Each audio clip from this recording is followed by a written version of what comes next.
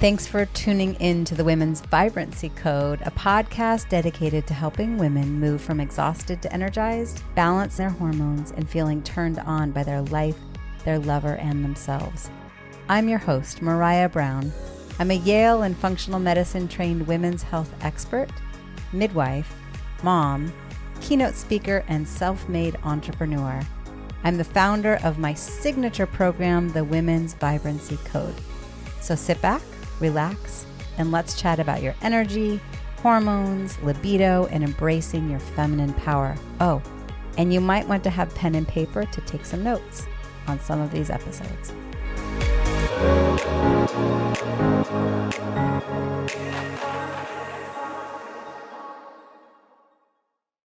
Welcome, everyone. Welcome back to the Women's Vibrancy Code podcast. I've got a really fun guest with me today.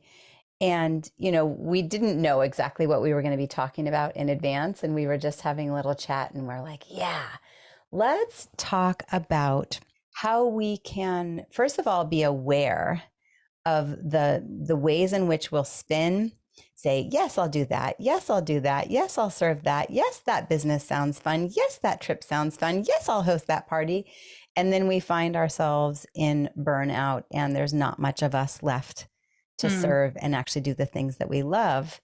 I think of Megan as someone who can help us all rewire that and shift and simplify. And she's going to share her story. We'll have a banter. I'm looking forward to it. To really look at how can we bring it in?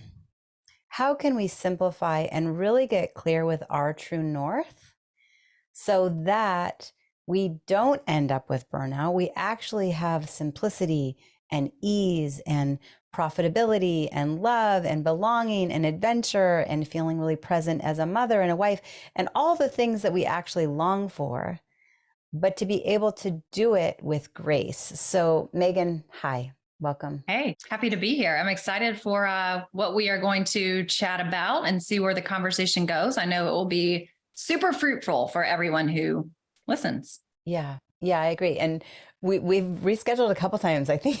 Literally over the last 4 months. And I was like, yes, we finally made it. Hello. And Megan and I are also, we shared the same coach for a little while, definitely connected. And on the side, we created this, I call it like a peer-led mastermind. There's just 4 of us. We're women that meet 1-2 times a month, and it's so fun. So we're definitely getting to know one another, figuring out how to support one another. And this is definitely one you're going to listen to. So let me actually read her bio and then let's get moving and grooving. Megan lives in Florida, just as a heads up. She's a client fulfillment and expansion strategist. She transforms coaching and education-based companies into world-class group program facilitators who design and deliver unforgettable experiences for their clients. Megan combines her 18 years of experience across public education, athletic coaching, curriculum development, client success management, and group coaching as a way to support leaders of coaching programs to elevate their client experience, improve client results, and increase client retention, resulting in greater sustainability, profitability, and growth at scale. Her website is in the description. We'll also pop in there her Instagram link.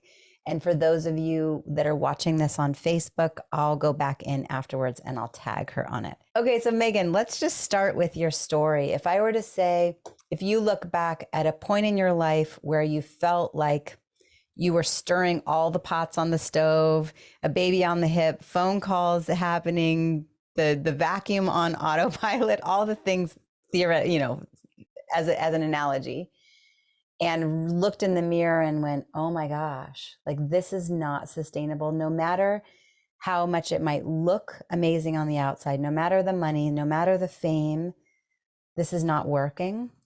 What is that version for you? I have 2 actually that are almost identical. And I'll reference the first time I experienced what you just described. I will reference it.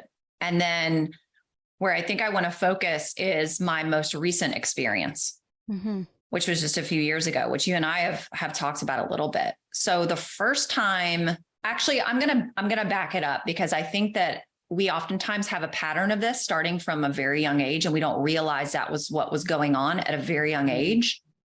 But I have actually traced this back to specifically my high school days. So again, I'll just reference that. I remember when I was in high school, there were a number of instances where I would get, and this usually would happen to me around the holidays, so the end of first semester in high school, where I would get very overwhelmed. I would feel very burnt out. And, you know, I was an A student. I was the football athletic trainer. I was the captain of the tennis team. I was in lots of student organizations. And I was also like top 10 students in my class. And so whether it was self-induced pressure or if it was my perspective of what my mother expected of me type of pressure, I don't know which, maybe it was a combination of both. I would just sort of like succumb to all of that. And I remember what my mom would do is she would take me to the beach. We lived about 2.5 hours from the beach, and she would take me, I had an aunt that lived there, and we would just go to the beach for like 4 days and chill. And we would get a house right on the water, and it would be like this rejuvenating experience for me. And I mean, really and truly what I was experiencing as a 14, 15, 16, 17-year-old, it was probably burnout and exhaustion at that age. And I then experienced that again to a degree when I was a teacher. So I became a teacher. I was a teacher in my 20s, and I did all the things. I was the kind of teacher that was the first in the building. So I would arrive before the sun rose. So this is very early in the morning, and I would be the last to leave. The janitors would have to kick me out because they're like, we're going to lock the school up. You have to leave. And I was the graduation project coordinator. I was the football athletic trainer. I was the women's tennis coach. I was teaching. I was also teaching online and had like 90 students online. And then I had like my full-time job. That's a lot. Now, at this time, I wasn't married and I didn't have kids. During that time, I met my husband. But there were many times in that period of my life. And then I would go to the gym. So I would like be out on the tennis court for 2 hours. And then I would go to the gym and I would run like 6 miles at the gym, and I wasn't eating hardly anything. So it was very, very unhealthy living in my 20s. So, and I'm just sharing this because I identified later in my life that I had created a pattern of this from a very young age.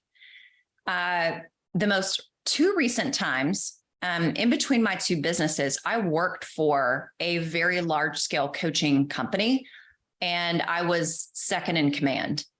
And that meant that you are essentially doing all the things, managing all the things, implementing all the things. And, you've got a CEO and a visionary who has ideas all the time, and they expect you to implement their idea, even if you only have 24 hours to do it.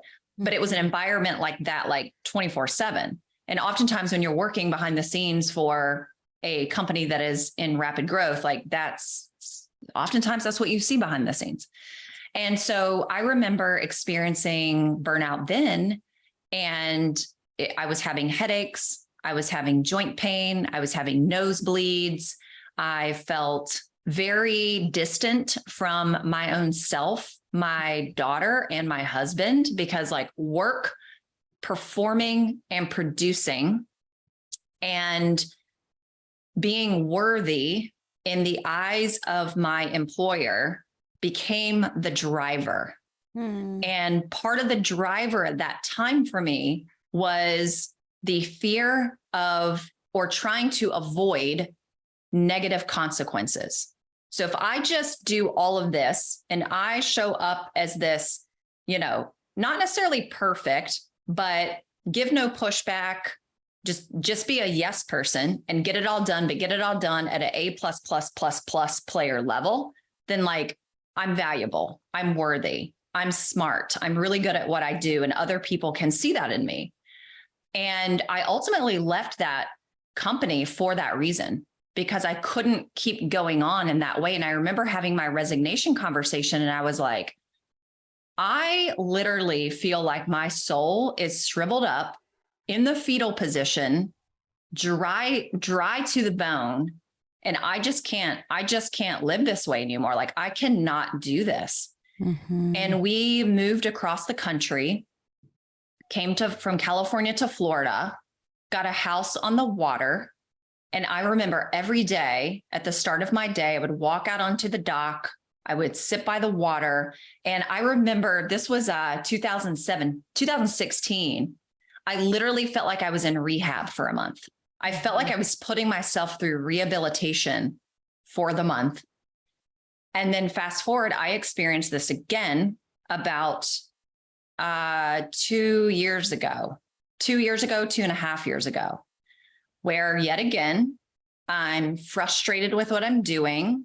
I am borderline angry and resentful at the work that I'm doing and who I'm working with and what I'm putting out into the world and all this content that we have to keep pumping out and we have to keep launching. We have to keep making more money. We have to keep going on and on and on and on and on. And, I felt all those feelings. And then I started noticing I'm really tired by 2:30, 3 o'clock. Every single joint and muscle in my body hurts when I wake up in the morning. I'm skipping periods every other month. My hair is falling out in droves. I could just run my fingers through my hair and it's all falling out. I felt, I wouldn't say I felt depressed, but it was sort of like this sort of like melancholy, almost like this just sort of low level hum of an energy. Yep. And I was having headaches 4 days a week, and just kind of felt unmotivated to take care of myself. And then ended up getting sick when, COVID was happening. I have no idea if that's what I had. My guess is that I did. And what really tipped me off is I was so sick. I was in bed for probably 16 hours a day for 2 weeks. And I started to come out of that, but I never really got that much better. Mm-hmm. And I was having brain fog. I couldn't concentrate. It was so much harder for me to stay focused, but I just didn't feel good. I had a cough that wouldn't go away. And this just like lingered and lingered and lingered and lingered. And it was during that time where I decided to pause everything. I paused my whole entire business. I was like, I can't, if I am, none of this is worth it. If I'm going to feel this way, if I'm going to be sick in my bed, can't do anything, can't function, can't dream, can't invent, can't create, can't lead, what's the point? And, it's not that it's not like that's the first time in my life, like I realized health is important either. But I was like, my health at the time, I think it was 38 or 39 years old. I was like, if I don't have my health, I have nothing. Yeah. I can't be a great mom. I can't be a great wife. I can't enjoy being present with the two people I love the most in my household. I can't enjoy the relationship with myself. I can't enjoy relationships with friends. And I sure as heck can't build and lead a business to the places that I feel like I'm called to build it to, lead a team. Like, what's the point in all of this if you feel miserable, if your body feels slow and sluggish and you hurt? And I was like, I'm not even 40. I'm 41 now. But I was like, I'm not even 40. And if I'm going to have like longevity, and let's say I'm here until I'm 80, 90, or 100, am I literally going to feel this way for the rest of my life? Because if so, like, that's not worth it. It's not worth it. And it was, I honestly, Maraya, like, I kind of had to hit my knees. I kind of had to hit like rock bottom for me. I think emotionally and physically and mentally, in order for me to really recognize how critical health is. Because, for a lot of my life, it's just been very easy for me to be healthy, not hard. Like, I could not go to the gym for the year and then go for a week and I look like I have been for the last year. Like, it could just happen really fast. And then you get to 38, 39, 40, and it doesn't happen that way anymore. Well, and so especially if health is like, I'm looking fit. Yeah. versus what's actually happening inside. Yes. So yeah, that was the most recent. And it just, I mean, I'm sure we'll get into like everything that I experienced through that process. But those are four distinct places. Well, and I'm hearing some themes, and I have some questions, of course, but this theme of I will work myself to the bone. Some of the motivation comes from an intrinsic place. Is there this lingering, like the expectations of my mother pushing me? And the fascinating thing that I heard was the story of high school where you'd push so hard, and I can relate to it. And I imagine a lot of the individuals listening to this, we tend to be that type A go-getters. And we have that intrinsic grit where we will push ourselves. And we're also looking for confirmation, worthiness, belonging externally, like mom, be proud of me, dad, be proud of me. And then there's this piece of, even though the push might have felt like it was coming from your mom, she also taught you, come on, baby girl, let's go to the water and let's go rest. And then you leave the home and now you're off on your own in your 20s. And you still have this intrinsic go, go, go, push, push, push. But then there was this part of it that's the remembering of, oh, right, go back to the water. And so I love the part of the story where you moved to Florida and now you're on the dock and there's like literally rehab. Yeah. But it's what was I taught early on in regard to how do I find my center again? What does self-soothing look like, and where do I find my peace? And one of the quotes that I share often, which I'm hearing from you, is one without their health has one dream. Yes. One with their health has many. And how ironic that those of us that have the grit and the intrinsic push can go, go, go and kind of neglect it until we're faced dead in the face and hit rock bottom of like, this is not sustainable. And, hearing tired, joint pain, brain fog, hair falling out, periods irregular, this pattern of feeling kind of distant from feeling good, distant from feeling connected to my marriage, distant from feeling connected as a mom. But this perpetual, okay, wait a minute, I've lost my way a little bit again. How do I come back to center? And so when in that chapter where you were 39, 40, hit rock bottom again, and you found your way back to center, what did that look like for you? How did you find your way, both with your health as well as your mindset and your approach and your business strategy too? I'm curious with all of it. What did that look like to restructure? And then I'm excited to hear what was on the other side. And because obviously you have beautiful hair now, so it didn't all fall out. For those of you listening on the podcast, she's beautiful and she has beautiful hair. Thank you. Yeah. So, so the other thing that occurred in 2021, my husband had a heart attack. Holy macaroni. So not only, that was another just very emotional time. And, as a wife, you want to, I immediately just went into like fix mode, take care of everything mode. My husband had a heart attack. Like now I have to step it up and I have to do even more. And, so that was like an added piece of stress that I did not process while that was happening. And I think that what I experienced in December of 2021, being sick and in bed for 2 weeks with whatever it was that I had that lingered for quite some time, I think just the weight of that and all the other things that I shared is what really caused like the hit your knees. And, I think Sean having a heart attack as well, like Sean has had a career in health and well-being. He's been a massage therapist. He's been a gym owner. He's been a personal trainer. If you saw him, you would be like, you're the last person I would ever imagine is in any type of physical or health state that you would be having a heart attack. But he did. So that really makes you reevaluate a lot as well, even though you're not the one who is experiencing something like that happening to you. So Sean is actually the one who suggested to me when I couldn't get better.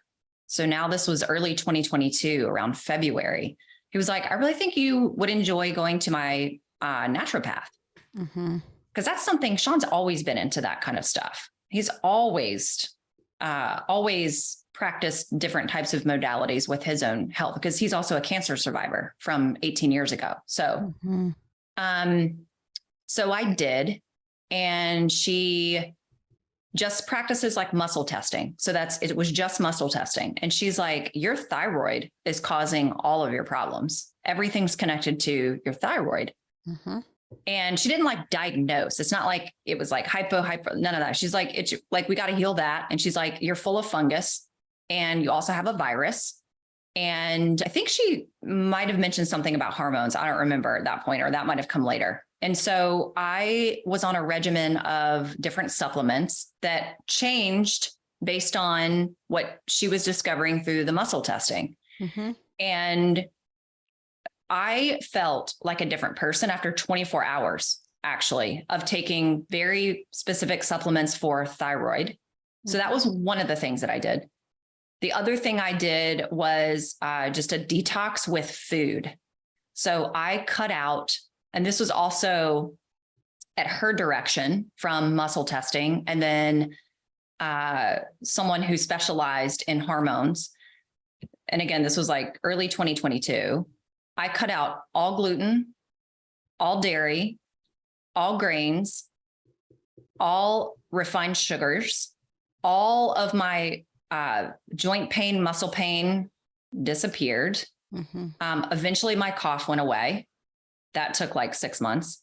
My hair stopped falling out. My periods became so everything just kind of like regulated. Yeah.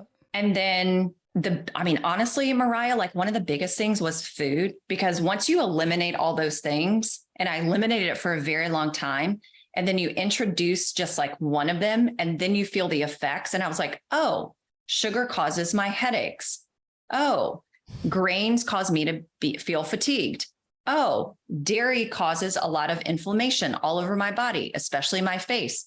But when you're eating that stuff and it just like finds its way into your food, even if you're eating healthy and those things are still in the food, I had no idea. And look, we're all smart people here. Like, we're all smart, intelligent individuals. I had no idea that a lot of what I was experiencing, it was very connected to food for me as well. And it wasn't the only thing, but it was very connected to that. And just from like an emotional place, I rested. I let myself. Now, this was a financial risk. I will be very clear about this. I'm not suggesting anybody go do this without knowing what your financial situation looks like and what you're creating for yourself in the future financially. I stopped selling. I stopped launching. I stopped selling my programs. I fulfilled everything that I had sold. So I had that money coming in.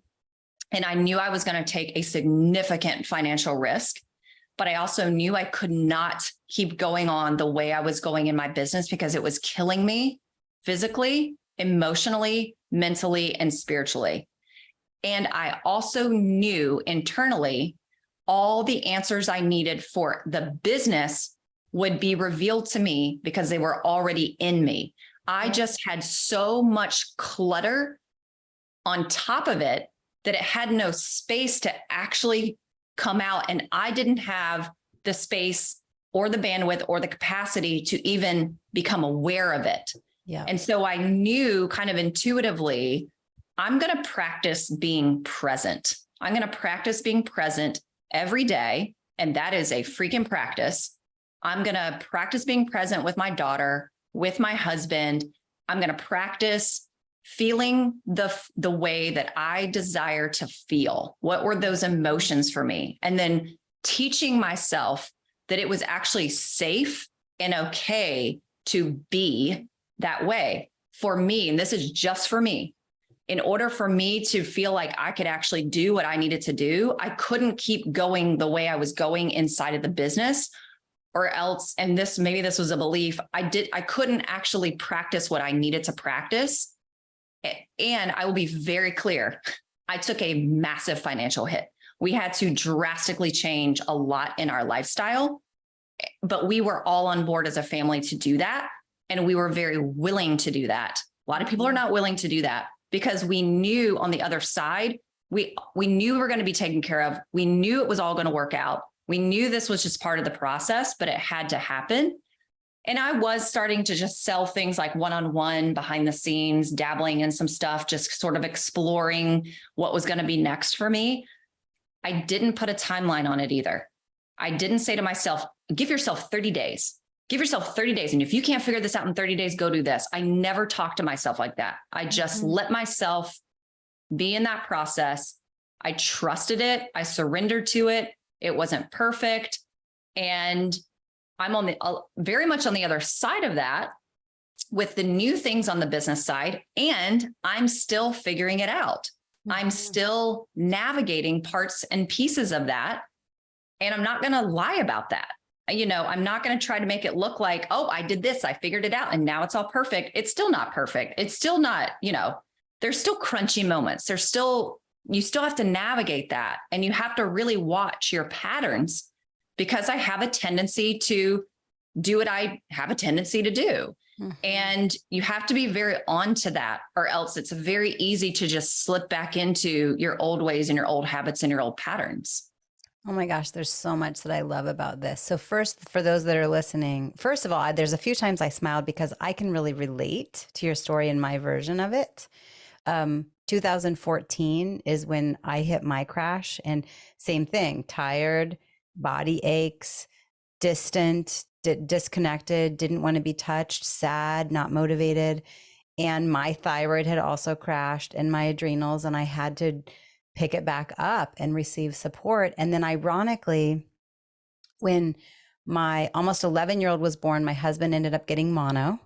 And so now I'm like having to pick up the pieces and carry it. And then when I was pregnant with number 3, he ended up getting hepatitis A at a local restaurant. Wow. And like, I was literally up at night communicating with physicians that I've worked with, like afraid I was going to be a widowed pregnant woman. Yeah. And trying to figure out when the heck. And so the few times I smiled, listened to your story, because I can relate to my own version of it. And then to be able to recover and really address that food is our medicine. And I love that you saw a practitioner that can call a spade. Like all those symptoms, in my mind, I'm thinking, okay, let's check your thyroid. Let's look at your adrenals. Let's check for mold. Yes, there can be underlying viruses that can go dormant and cause a lot of those symptoms. And then on the other side is this brilliant version where you gave yourself permission to say, yes, I can keep pushing. I can be the athlete. I can be the top performer. I can build a big business. I can continue to serve and pretend that behind the scenes I'm fine. Pretend that continually getting sick is okay. Pretend that being disconnected and distracted and not fully present in my loving relationships is just the way it's going to be. Or I could take a leap. And it sounds like your family was on board with that. And so I imagine that some of the people are listening are like, wait, what? You cut out gluten, dairy, sugar, alcohol, caffeine. You didn't say alcohol and caffeine, but I'm assuming. I did, and no grains. And there's people going, no, like, can't do that. So you're an all-in person. Did it, as you were taking on that journey of taking so much out. And I love that you gave the example of you took it out and then experimented with reintegrating. Yeah. And you could feel the contrast and go, oh, this used to be my normal. And now my new normal is feeling spectacular. So you got those confirmations. But when you were in the initial phase of, I'm going to pause, I'm going to take the financial risk, I'm going to make big changes to my diet. What was the compelling factor? How did you keep going? Did your kids give pushback? Was your husband on board?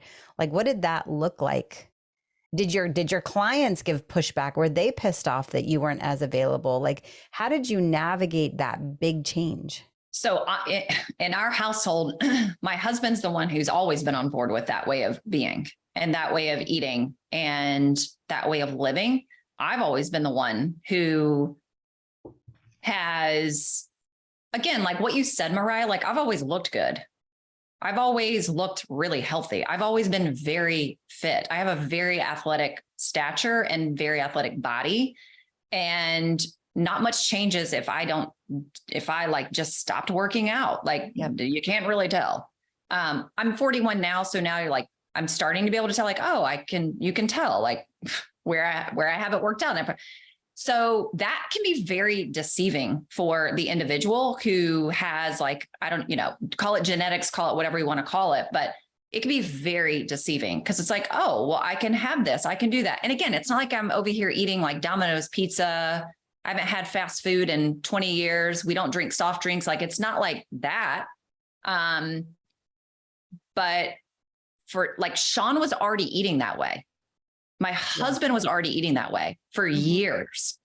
And I didn't just do it cold turkey either. For me to like fully do that, because it's not like this was the first time I'd eliminated any of those things, because Sean eats so strictly, obviously, and he's the cook. So I was already doing it to a degree, but I would say like it probably took like 9 months to a year for like the complete overhaul of that. So again, like, I don't want anybody to think I just decided one day and like one day I never had any of those things ever again. I did my best and things slipped in, it just did. It did.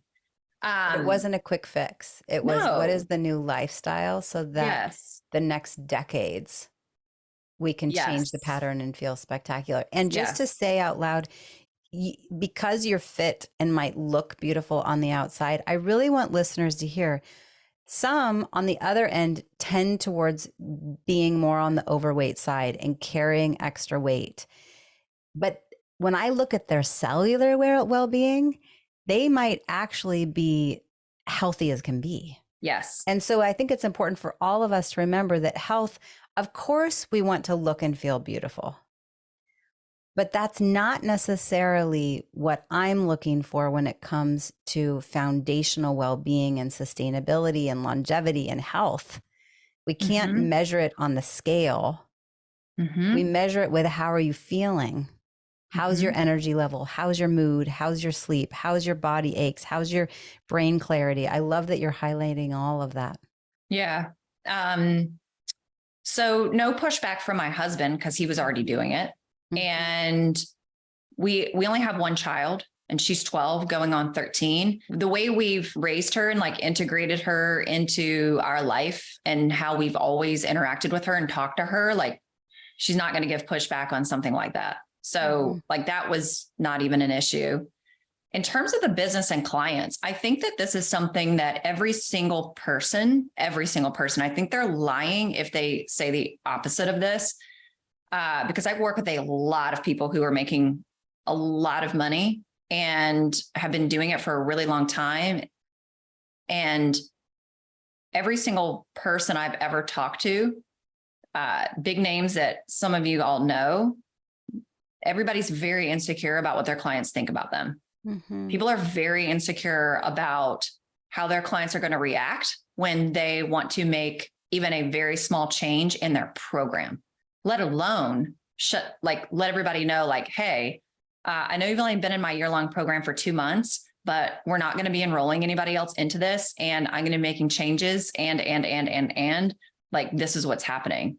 I didn't have anybody who was angry. I really believe in being upfront. I believe in being very honest with your clients. I believe in telling the truth to your clients because they want to know that and they have a lot of respect for that. I wanted to really command, not demand, command that respect. And the only way to do that was to be very open with them and let them know what I was navigating, and not just navigating with, I didn't really talk to them about what I was navigating so much with the health side, but I was open with them about navigating that I no longer enjoyed what I was doing in terms of how my whole entire business was structured, and that I didn't know what I was going to do next. And I was playing with things with the existing clients to try to figure that out. But they were very, I guess I would say like accommodating with that. I think because I was very upfront. Now it didn't, I mean, I still was worried about it. I still really thought like, oh my gosh, they're going to think XYZ about me, blah, blah, blah. I don't know anybody who doesn't have those types of thoughts, but it was like, I'd already made up my mind though. I already made up my mind that I was going to transition into something else. And I was up for the long challenge because it didn't happen fast. I was up for the challenge. I knew that was going to be a journey to figure that out. And you just like ask for grace. Well, and also you're a visionary and you're an entrepreneur and you work with visionaries and entrepreneurs. And inevitably, we want to continue to be visionaries. And, you know, I even think about for myself, what I created 3 years ago was really inspiring at that point. The individual that I was speaking to and the client that I was bringing in was inspiring at that point. And I have changed. And so my visions change and how I want the business to run changes. And like, I think for myself, at one point, I thought I want to be a household name in the health and wellness world. And then I realized the complications that come with that. And I, you know, that shifted. I don't necessarily want the big numbers and the fame. I want to be in that intimate space where I can have the ripple effect by helping people behind the scenes that are the household names, so to speak. And so I'm imagining that as you got clarity in who it is that you want to be and how you want to serve by serving yourself first, the clientele that you attract could really resonate and relate to it. And in some ways, it was probably inspiring to them. They were probably going, gosh, I wish I had the courage to do the same thing. Yeah, for sure. And I had to get really honest with myself because this is something that I hear on the business side from a lot of folks, that they no longer enjoy what they're doing, or they're really bored with what they're doing, or they want to burn the whole thing down, or fill in the blank. And sometimes, because I am a strategist and I am like I very much believe in traditional business principles that are unwavering, that stand the test of time, no matter what. Like, they're not going to change. It's the way it's been since business ever existed. I'm a very big believer in that. And I believe in a great deal of simplicity. So I do believe there is a fine line between knowing when it's time to do something different versus if this is just you getting bored and changing from a place that is just kind of putting you through the same cycle of never getting beyond a certain point and continuing to hit a ceiling. Right. You have to be able to discern that. Right. Is it upper limiting and self-sabotage, or is it literally that the vision has changed and it's time for a new iteration? Yes. And you have to be able to discern the difference. And it's not necessarily easy to discern that. And I still have to like really pay attention to that in myself. What I had to get very honest with myself about in this industry is what's the environment and the client and the scenario where I can do my absolute best work and provide the absolute best. I don't like using the word best, most optimal caliber of value. What is that for me versus feeling like I've got to go the popular route or the mainstream route or the route that is the noisiest and what we're seeing the most of, because that's the way that it's done. Totally. And I have always internally felt in this, and I'm obsessed with this industry. I love this industry. I see this industry, I think, in a slightly different way than a lot of folks do, and always have. But for me, the whole way that we're running the coaching and education industry, the way we're marketing and selling and delivering has always from the beginning felt off for how I operate at my most optimal and where I feel called to serve in the way in which I do. It's not the norm that we're seeing out there. And that is very, very challenging to break free from that and allow yourself to, I was afraid of like, oh my gosh, like I'm not going to be seen in the same way that I've been seen for the last 12 years in this industry, because I'm no longer going to run these massive group programs. I'm no longer going to do this, and this. What are people going to think about me? I'm going to be like tucked behind the scenes, like this secret mastermind behind like stars in the industry. And nobody's going to know who I am. Nobody's going to know my name. Nobody's even going to know who my clients are, because I don't post testimonials about my clients. And it's almost like you're the secret behind the scenes. And I also do my best work in the way that I'm working with clients now. I can also serve and provide the greatest level of value in the way that I have created that I now work with clients. And at the same time, I have to be careful of not becoming obscure, because if you're obscure, nobody's going to find out about you. Right. So you still have to figure out how to do that, not being in full obscurity. But I had to be okay, probably egotistically more than anything, with operating my business and playing this particular role in my business and with people, versus being out here all the time in everybody's faces all the time with all the people, holding space for all people. And I just realized I don't do well with that. That's not the best for me. And so rather than chasing the shiny objects, looking at someone else and, oh, they have thousands of likes, or they have this blah, blah, blah following, or, in the health world, oh, this person looks so beautiful. Oh, there's that new supplement. That must be my new solution. To be able to pull back and say, rather than chasing the next shiny object, rather than chasing, oh, there's a squirrel. Oh, there's a fish. To be able to go, what is my true north? What is it that I desire? How do I be the visionary of my life and my family? And I imagine that it's attracted a very different client. Could you talk a little bit about who is the client that comes to you, and how you're supporting them? And then are you also giving any suggestions for them, or kind of leading them in the direction of also caring for their foundational health? Like, is there any, that's a multiple part question. So who do you serve? How do you serve them? And do you feel like because of your own health journey, you can be that voice of reason as you're helping them restructure their organization and build, that you're also that voice of reason to say, yo, you also have to take care of your foundational wellness? Yes, because most people are not when I am brought in. And it's one of the reasons why they're experiencing what they're experiencing. So my sweet spot is certainly in the education and online coaching industry. With business owners who are doing really between like 1 and 5 million a year. And they have leveraged offers. So they have students, lots of students inside of whatever they call their programs, whether it's group coaching programs, certification programs, training programs, mastermind programs, but they've got scalable offers already in place. They have a team of people, whether they're full-time, part-time contractors, it doesn't matter. I don't care. But there's already team back there supporting them on some level, to some degree. And they are experiencing a lack of energy, a lack of time, and they want to make more money. So they want more money, they want more time, they want more energy. Those are really the three things. My specialty, and typically why people are attracted to me, it's two things.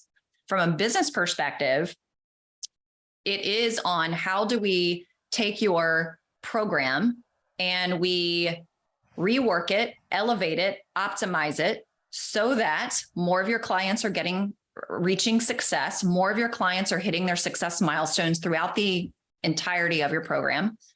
More of them are renewing, more of them are sending referrals. You are extending the lifetime value of your client. My perspective, though, is not on lead acquisition and spending all these marketing dollars and just pummeling people into your program so you can make $10 million a year. My perspective is the student learner's perspective. So I'm looking at everything through the lens of the student learner, because your student is going to become your greatest invisible marketing machine. I really believe that. I believe that fulfillment is the gateway to scalability and sustainability.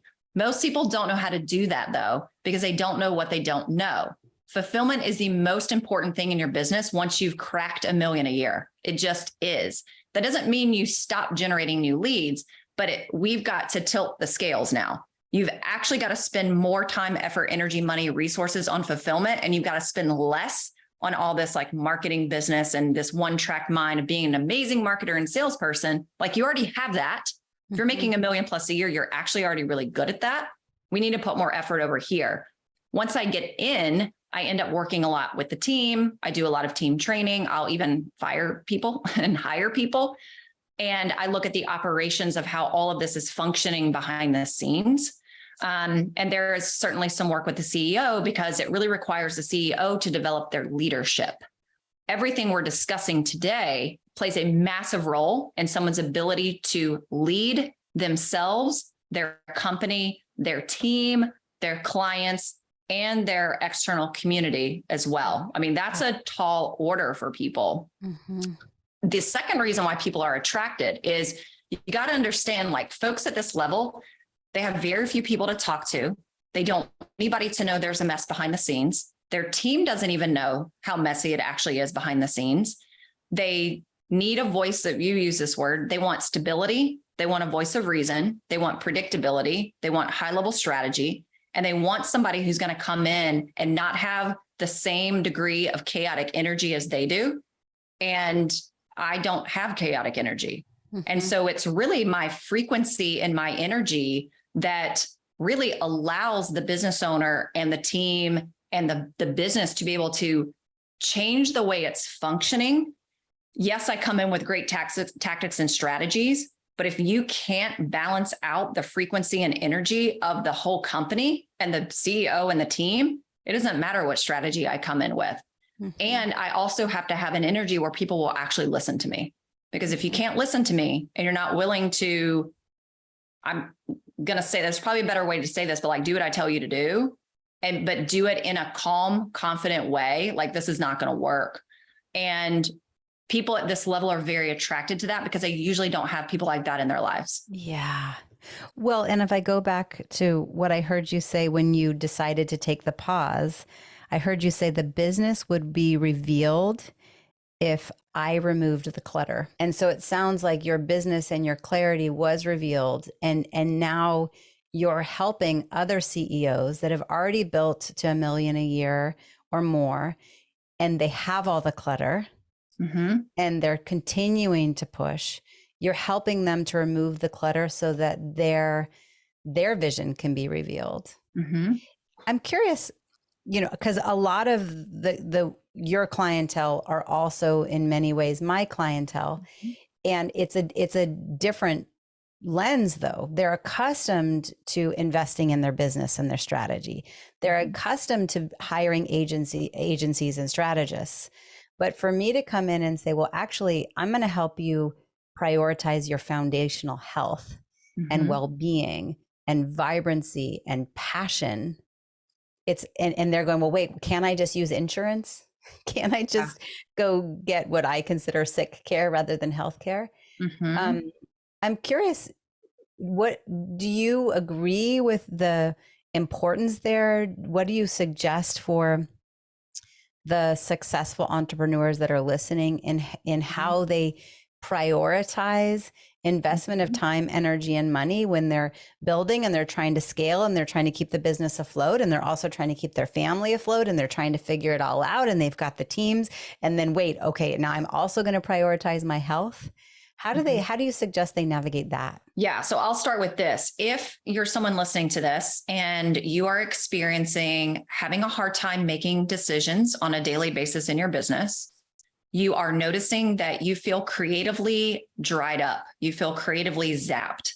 Mm-hmm. If you're noticing that you're having a struggle getting clear on what your next year is even going to look like, or if you're running retreats and live events and you can't get excited about it.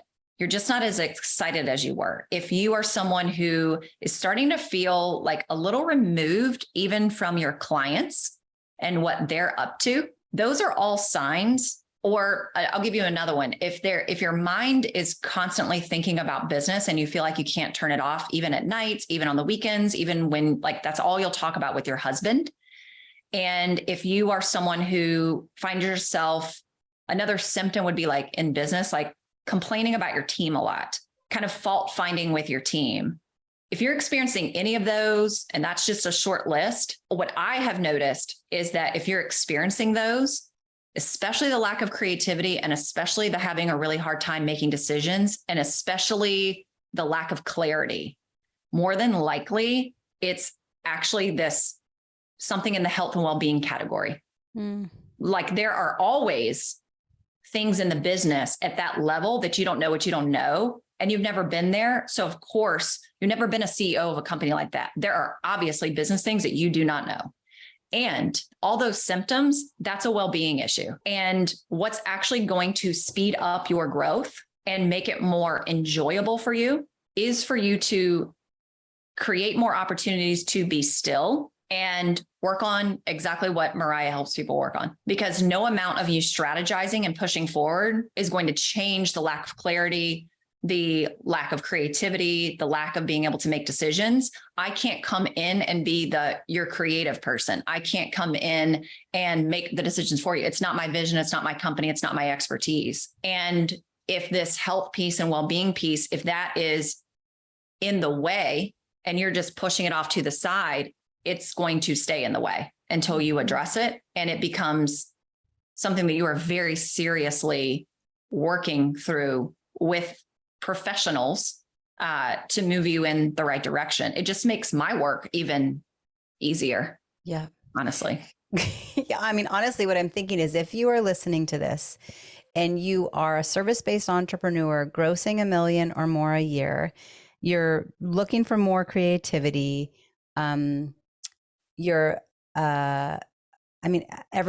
that you just said, come in. Like Megan, you and I need to create something where it's like they can have both of us. You need me and you need Megan and you need our teams. I shouldn't say need.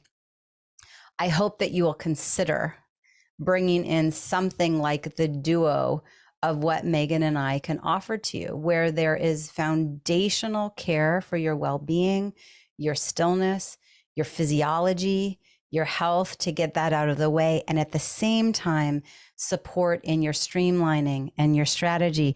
I love that you said fulfillment, the fulfillment, sustainability, and scaling, like the relationship between those three. Mm-hmm. Then you can bring in Megan to go, all right, what does this look like to really allow my actual vision to fruit, to blossom? Not simply put out the fire in front of me and then the next fire in front of me because it's what others have done or what has worked in the past, even though it no longer is fulfilling. Mm-hmm. It no longer feeds you. You no longer feel creative. Mm-hmm. I love it. And I could see the real value in both, potentially at the same time. And a lot of folks at this level are very afraid to slow down. Mm-hmm. And in their minds, they think that some of this stuff we're discussing, I'm not willing to slow down to speed up, or this is going to cause me to have to slow down. And what actually is going on is you're in a hurry, and you're in a very unhealthy hurry. And what you just said, you're also doing things very much in the same way that you've always done them. And you're trying to get to the next level in your business by operating in the same way. And this isn't going to slow you down. It's actually going to propel your business even faster. Mm-hmm. And I'm here to tell you, if you do not have the stamina and endurance in the game of business to stay around for a game that doesn't have an end, this is an infinite game. There is no loser and winner at the end. It's not built. Business isn't built that way. The object is to stay in business. Well, the only way we stay in business, if we go back to the beginning of our conversation, is if we have our health.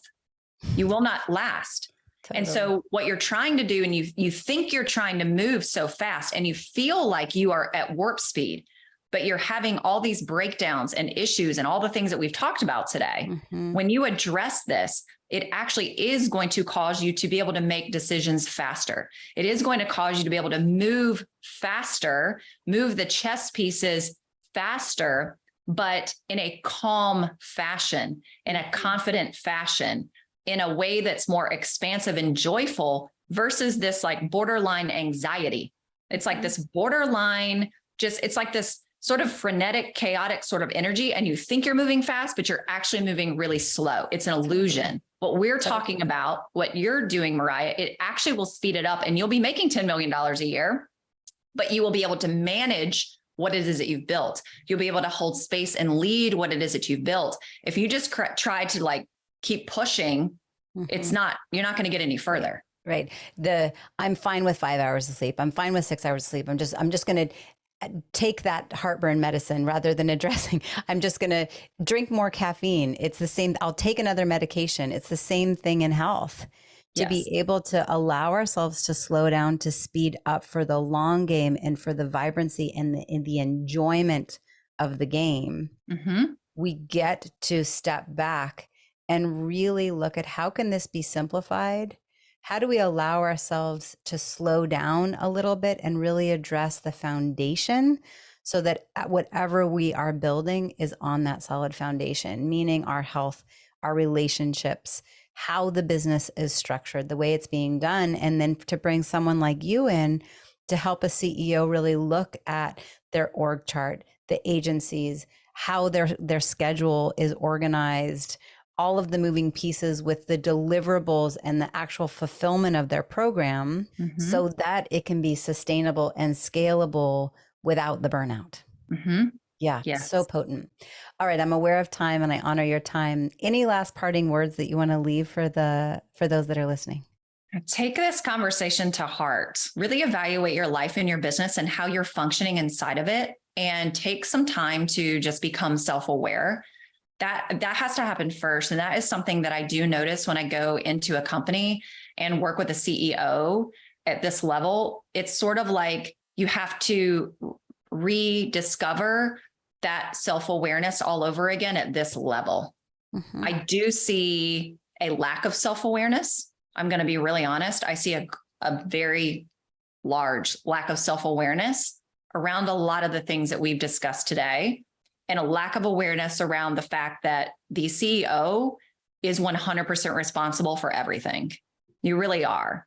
And that is very challenging to take on that role when you don't feel good, because that's very hard to do. But at the end of the day, everything in your business, even if you've got a team of 15 people, you are still 100% responsible for everything. Not and to mention your children and your husband and your household and the community that you serve and all of it. And it doesn't have to be hard. That doesn't have to be a heavy weight. It feels like a heavy weight when you don't feel good. And just like there's chapters of business, there's also chapters of our well-being and our health. And so for a woman in her 30 to 35 versus 35 to 40 versus 40 to 45 versus pregnant, postpartum, in perimenopause, in menopause, it is a very different ball game. And so what has worked for you in the past with business strategy, what has worked for you in the past with your health journey, does not mean that it's still what works for you, because you are a different individual and your business is a different individual existing in a different marketplace. And so I think there's always that value in coming back to, let me reassess. How am I feeling now with the current scenario? What is it that I desire now in this current scenario? And what do I want to bring in to create that new scale, that new sustainability, the new goals, the new vision of how I want to feel in relationships, what I want my income stream to look like, what I want my organization to look like, who I want to serve, how I want to feel. There's new, like all of a sudden I'm putting on belly weight. That never happened before. All of a sudden my libido's gone. That's not normal for me. That's not common for me. All of a sudden I don't enjoy posting on social media and I don't want to be in whatever it may be. We get to be dynamic, ever-changing beings. We're not expecting ourselves to be in this silo 9 to 5, but to pull back and go, okay, what do I want? Where is my support system? Where are my resources to help guide me and be my inner counsel as I go through this next chapter? And so Megan and I are both there for you, is really what I'm hearing. Yes. Yeah. Thank you, Megan. I really appreciate your time.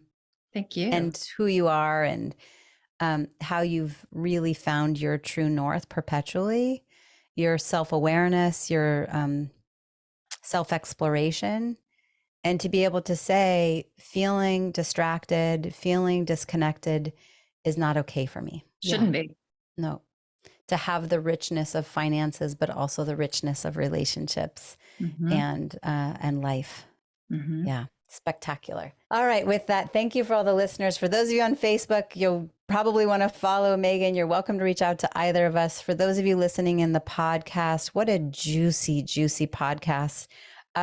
Megan has a podcast. Would you tell a little bit about that? Yeah. The name of my podcast is Built to Last. And wherever you like to listen to podcasts, it's there. And I talk a lot about, what someone at the $1 to $5 million range would be keen to listen to. So go check it out. So take a listen over there, and thank you for all of your time. It's been an absolute delight. Megan, I'm leaning more and more into just who you are as a woman and a business owner, and I'm grateful to know you.